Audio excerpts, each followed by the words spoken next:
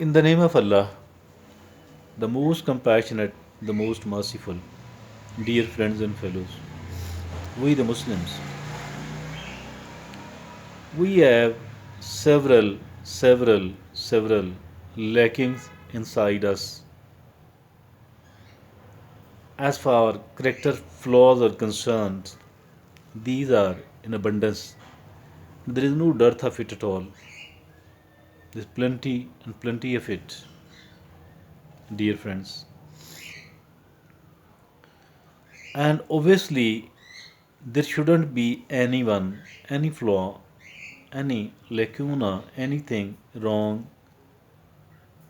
in us if at all we want to live honorably here in this world, honorably, comfortably. If at all we want to live here in this world, we need to pay enough amount of our, and if even enough amount of importance, attention, hard work to our character, to our attitudes. Very important. As if at all we are living in a highly disrespectful state, then no one else but we ourselves are responsible for it. As far as others are concerned, it's not their responsibility to help us, to protect us, to take care of us. Rather, it's the responsibility of we ourselves only and no one else at all. We have plenty and plenty of things which must be avoided, thrown out of our attitudes, thrown out of our mindset, out of our habits, out of our lifestyle, and we need to adopt all those important, essential things which are there, which should be there in the character of the Muslims, which was practiced by Prophet Muhammad, peace be upon him, like the earlier prophets as well, because all the prophets are sent by Allah subhanahu wa ta'ala to guide the humanity.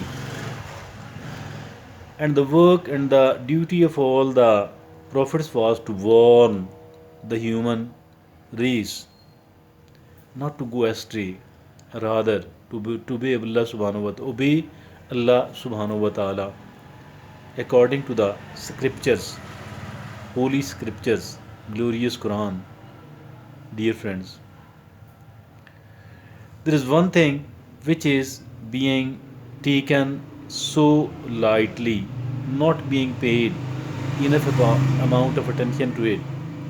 But maybe, in my opinion, it is more important than anything else. Although there are many, plenty and plenty of lackings, dearths of important things.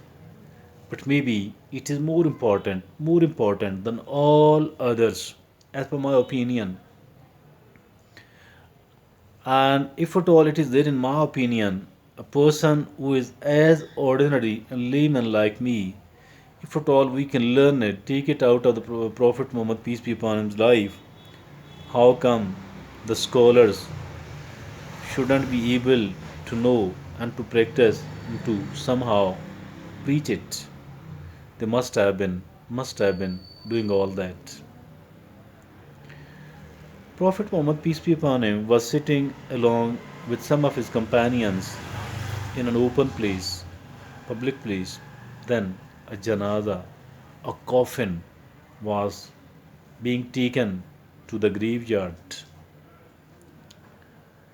Prophet Muhammad, peace be upon him, stood in honor of that janaza, coffin,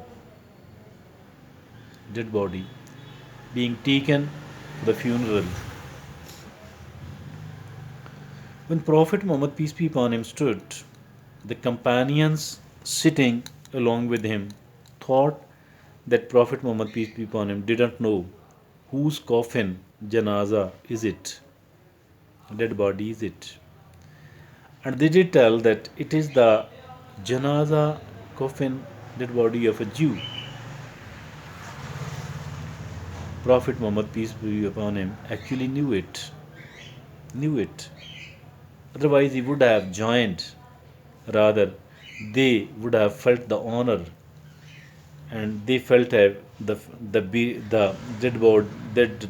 dead person's family would have considered it very important that the Prophet Muhammad, peace be upon him, should lead the janaza prayer. Prophet Muhammad, peace be upon him, replied that I know it. Isn't he a human? If he is a human, then it is incumbent upon us, the Muslims. It is very necessary for us, the Muslims, to be respectful, to be respectful toward this dead body. This was the attitude of Prophet Muhammad, peace be upon him. Obviously, if he stood, the rest of the companions, it was obligatory for them to stand as well, to honor the dead body as well, regardless of whether it is the dead body of a Jew or that of any other non Muslim. Look, once a pagan Arab either defecated or urinated there in the Masjid Nabi. Sahaba Ikram companions became very angry. Prophet Muhammad, peace be upon him, stopped them. You can't take any action at all against that particular person. All what you need to do is to wash it. Becoming that much tolerant. Now look upon us. Look upon whom? The Muslims. How are we treating each other? Not to talk of the non-Muslims. How do we treat the Muslims from other sects?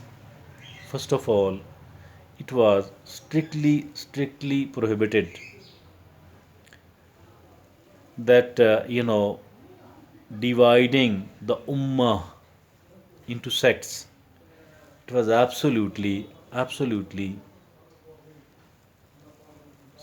prohibited. But very happily, the Muslim scholars have done it. Very happily. They feel proud in it that we have done it.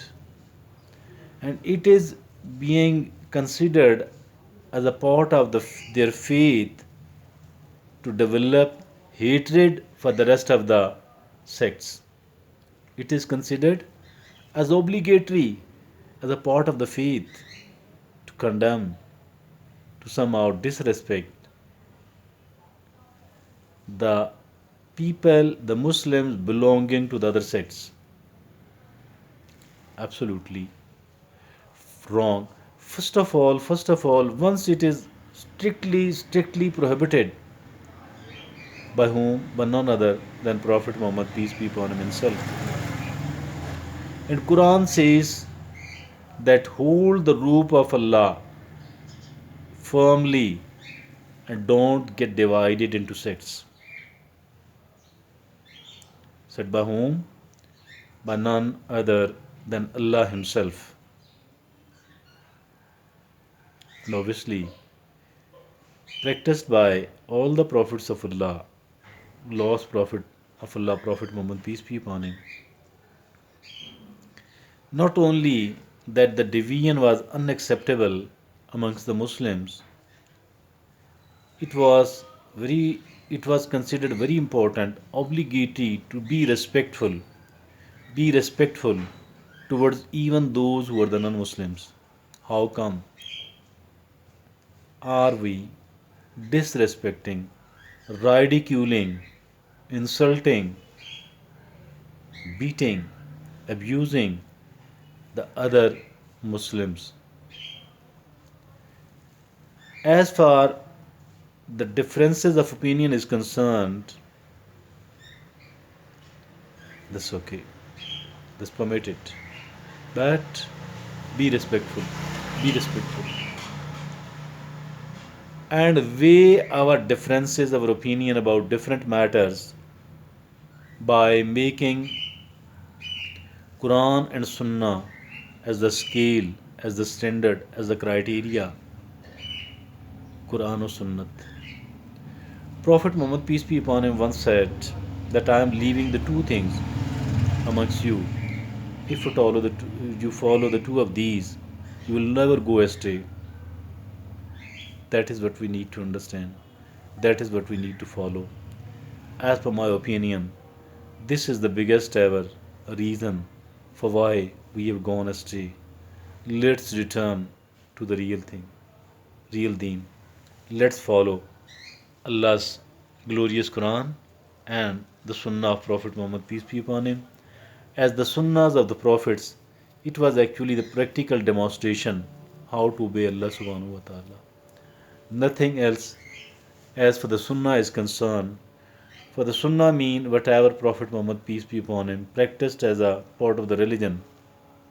And this is Sunnah. And it was actually a kind of demonstration to let us know, to let us understand. It was for the sake of our training that this is the way to worship Allah subhanahu wa ta'ala, to obey Allah subhanahu wa ta'ala. Thank you.